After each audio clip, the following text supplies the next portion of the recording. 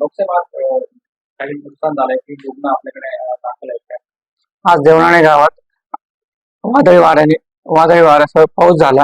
त्या पावसामध्ये एकाच घरातील 3 जणांचे विटा पडून त्या गंभीररीत्या जखमी झाले. त्यापैकी आमच्याकडे एका आजीला आम्ही जवळजवळ 16 ते 17 टाके टाकून परिस्थिती गंभीर होती, पण तिला आता सध्या उपचार चालू आहे.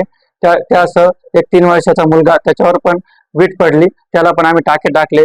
त्याचबरोबर एक 55 ते 60 वर्षाची आजीबाई, तिला पण आम्ही टाके टाकले.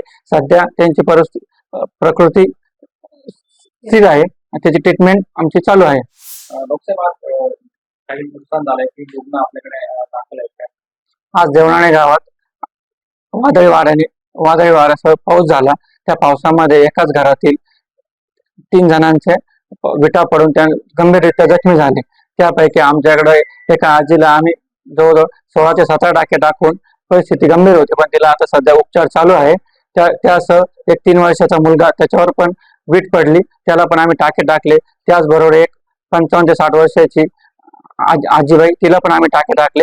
सध्या त्यांची प्रकृती स्थिर आहे. त्याची ट्रीटमेंट आमची चालू आहे.